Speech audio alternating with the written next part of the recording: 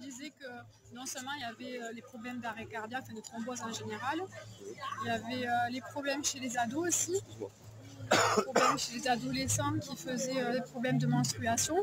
Maintenant c'est reconnu, parce qu'il y a eu une demande d'enquête au Sénat. Et du coup c'est soit des règles hémorragiques chez les jeunes filles, soit carrément il n'y a plus de règles. Donc il y en a qui sont ménopausées à 30 ans, il y a des jeunes filles à 13 ans qui ont un arrêt de règles. Et il y a des ablations de l'utérus et des kystes sur les ovaires. Et ça c'est pareil, personne n'en parle, mais nous comme on a fait quelques actions devant des lycées, les jeunes filles sont venues vers nous et ont osé parler avec quelques jeunes femmes parmi nous. Et là on trouve ça pareil, pas normal, parce qu'on se dit, c'est la prochaine génération, qu'est-ce qui va se passer? Est-ce qu'on va nous dire qu'après il y a un problème sur les naissances?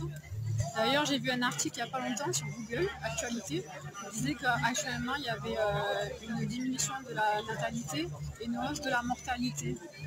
Hausse de la mortalité, je l'ai lu aussi, ça, mondial. Ouais, voilà. Et par contre...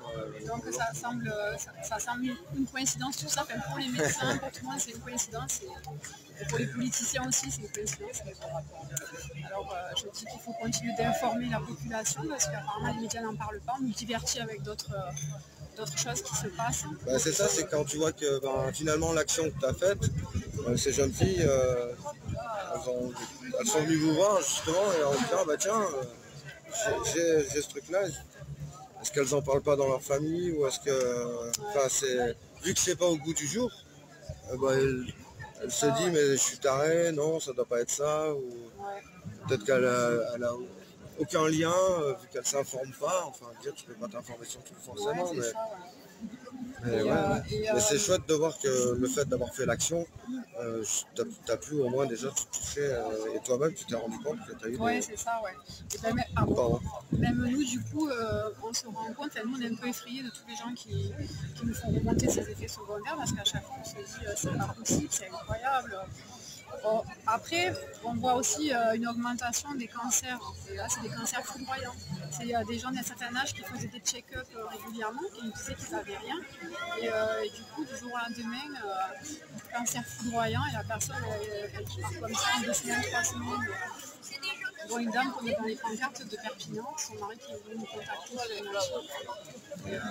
Il avait même mis une pancarte à sa fenêtre à Perpignan, à côté de la clinique Saint-Pierre. Malheureusement, la gendarmerie est allée nous voir pour lui dire de retirer la pancarte pour avertir les gens. Alors, on essaye d'informer la population, de relever les témoignages. Et ce qu'on trouve de bien quand même, c'est que la tendance elle a changé, parce qu'au début de nos actions, il y avait beaucoup de gens qui ne pensaient pas crédibles, et maintenant à l'heure actuelle beaucoup de gens viennent vers nous en disant c'est bien ce que vous faites. D'ailleurs ce soir on a eu des gens qui sont venus dans ce sens-là. Il y a un monsieur qui était du Pas-de-Calais, il a dit c'est vraiment bien ce que vous faites, heureusement qu'on ne s'est pas fait vacciner, parce qu'on voit qu'autour de nous beaucoup de gens maintenant le regrettent, et ont des tas de problèmes, dont le beau-fils entre guillemets qui a des crises d'épilepsie qui sont déclenchées sur la vaccination. Alors voilà. Alors nous on continue, parce que c'est un combat pour nous, parce qu'on dit c'est quand même très grave. Surtout quand on voit les chiffres actuels de la vigilance, il y a plus de 47 000 décès en Europe.